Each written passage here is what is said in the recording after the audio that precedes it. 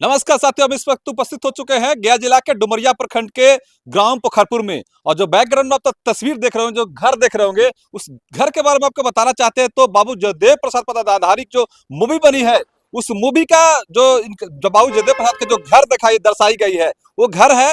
और इस घर पे के पास हम अब आए हुए हैं। बाबू जगदेव प्रसाद जो आधारित जो मूवी बनी है, इसका डायरेक्टर विद्यार्थी जी इस गांव में आप आए हैं और यहाँ के लोगों से मिलने के लिए आए हैं कि हमारी मूवी जो बनी है आगामी हिंदी सिनेमा के पर्दे पर 29 तारीख को रिलीज होने जा रही है। तो सबसे पहले आपका स्वागत है सर। बहुत बहुत स्वागत है, धन्यवाद।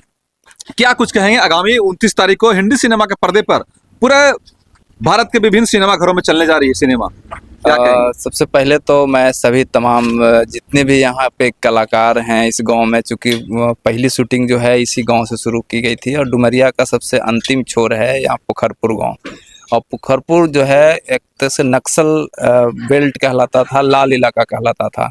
हमने इस गांव को चुना कि भाई चूँकि यहाँ की जो मूलभूत चीज़ें हैं, आसपास की जो यहाँ पे सुंदरता है, इस डुमरिया की जो प्राकृतिक जो घटाएं हैं, इसको देखने योग्य है। तो इसीलिए हम लोग यहाँ का 30-35 लोकेशंस को हम लोग उठाए हैं और यहाँ के लोगों को हम आभार व्यक्त करने आए हैं आज कि चूँकि भाई आप लोगों के सहयोग से फिल्म बनी है। और हम यहाँ के लोग काफ़ी जैसे हौज द जोश कहते हैं, तो यहाँ के लोग काफ़ी मतलब उत्सुक हैं कि हम लोग जो है 29 तारीख को सिनेमा घरों में पूरा बस के बस रिजर्व करके जाने के लिए तैयार हैं।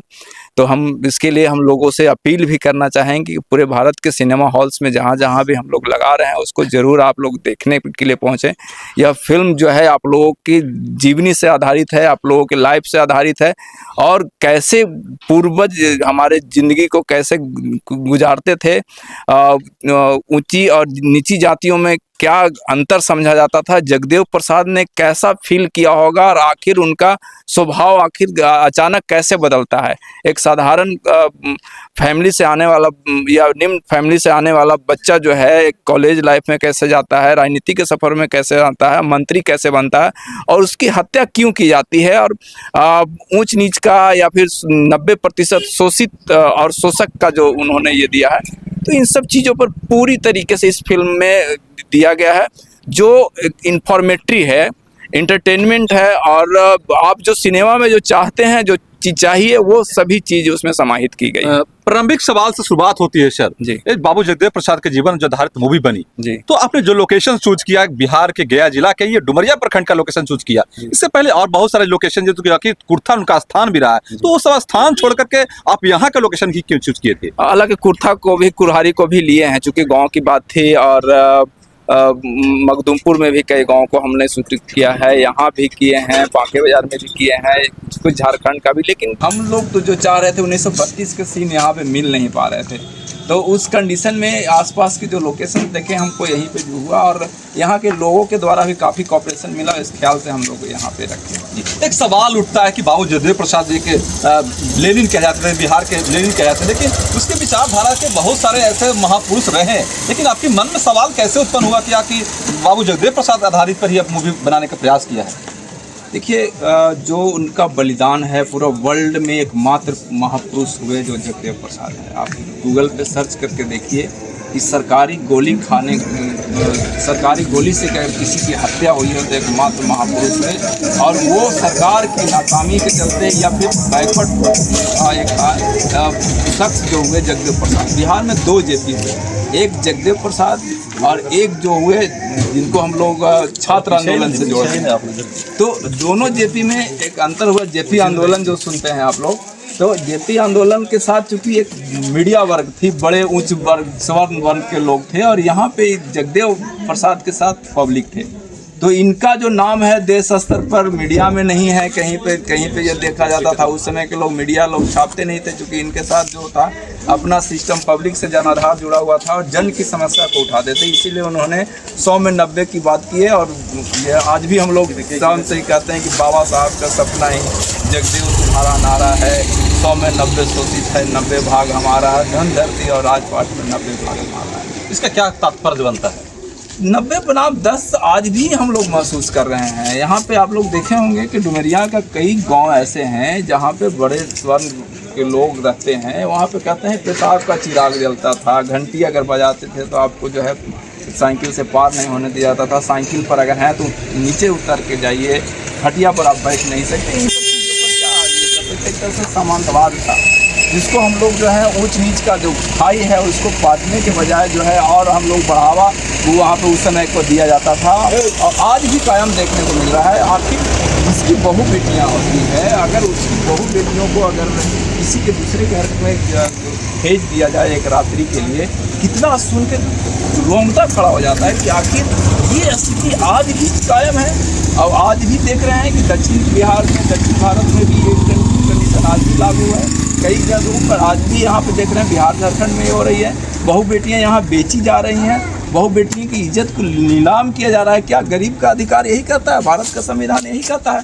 जगदेव बाबू ने 1960-62 से 74 के बीच में जो सपना देखा था, जो उन्होंने नारा दिया था, वो आज भी आखिर हम लोग समझ क्यों नहीं रहे हैं? हमारे 90% के लोग उनके बताए रास्ते पे क्यों नहीं चल रहे हैं? बहुत सारे युवा तो भूल चुके हैं, उनके बारे में जान भी नहीं रहे हैं। जबकि हमारा टेक्नोलॉजी का दौर था, टेक्नोलॉजी का दौर है, तो इसीलिए हम लोग सोचा कि भाई जगदेव बाबू पर अगर फिल्म बना दी जाए तो उसको जन जन तक देखेंगे और गांव-गांव का एक नारा बन जाएगा। सवाल उठता है सर, जब आपकी टेलर आई उसमें ब्राह्मणवाद, छुआछूत, ऊंच नीच की भावनाओं को टेलर के माध्यम से ही बात उसमें इंडिकेट की जा रही है। तो ये जो प्रेरणा का स्रोत बनेगा बाबू जगदेव प्रसाद की मूवी आएगा, उसमें लोगों को कितना कुछ सीखने को मिलेगा।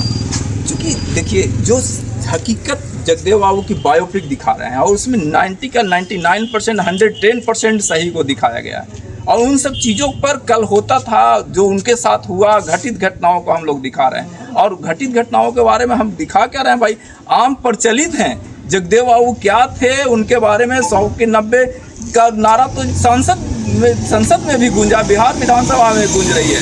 और हम लोग दिखा रहे हैं उसके आखिर सेंसर क्यों आपत्ति करके 1.5 साल से रखी हुई थी? इस पे हम तो खुद वहाँ से सवाल कर रहे थे। अगर नहीं होता तो हम सुप्रीम कोर्ट भी जाने वाले। सवाल बनता है सर कि 2023 में मूवी का शूटिंग हुआ था, तो डुमरिया का विभिन्न इलाकों में हुई थी, लेकिन 2026 हो गया। 3 साल के दरमियान के जो अंतराल बनी, इसके पीछे का कारण क्या है और कितने चीजों से आपको समस्या से गुजरनी पड़ी? समस्या तो चूंकि देखिए, हम लोग नए प्रोड्यूसर और नए डायरेक्टर के बीच में जो फिल्म बनाने की जो ये थी, ये हम लोगों के लिए आसमान और ज़मीन के बराबर था, क्योंकि ये संभव नहीं था हम लोगों के लिए। लेकिन हम लोगों ने जो संभव करके दिखाया वो लोगों को पच नहीं रही थी, चाहे मुंबई वाला को हो या फिर स्थानीय लेवल पर हो। तो ये सब जो कड़ियाँ थी, जैसे उस समय भी जगदेव बाबू के साथ जो हुआ था कि जगदेव बाबू की हर घटना को जो है दिल्ली पहुंचाई जाती थी, और दिल्ली से तार हुआ करता था, उन कन्फ्यूज़ी हुआ करता था, मीडियाबाजी हुआ करता था और तार हुआ करता था। उस समय उनकी घटनाओं को इनके प्रति साजिश रचने के लिए की जाती थी और योजना बनाने के लिए किया जाता है, जो आज सरकारें भी कर रही है। अंत में जानकारी आप लेना चाहेंगे सर, 2023 में जब मूवी बन रही थी, उस मुंबई के कलाकार एक बिहार के गांव में जब वहाँ से मतलब कैसा एक्टर व एक्ट्रेस वहाँ से आए, तो कि इस परिस्थिति में कितना चीज़ों का झेलना पड़ा आपको? झेलना पड़ा, चूँकि देखिए अब हमारे साथ तो जानकारी यहाँ पे एक गांव के परिवेश के हिसाब से, चूँकि पहला एक्टर, पहला एक्ट्रेस अगर जिस फिल्म से अगर आए और चला जाए तो कितना प्रोड्यूसर को नुकसान होगा, कितना डायरेक्टर को नुकसान झेलना पड़ेगा। और इसके लिए पूरा सेटअप अगर गांव में सजा हो तो क्या हो सकता है। तो यहाँ से लेकर के, चूँकि यह गांव है, ग्रामीण क्षेत्र है, यहाँ पे रहने का संसाधन और मुंबई की हर चीज़ों को यहाँ पे लाना संभव था हमारे लिए।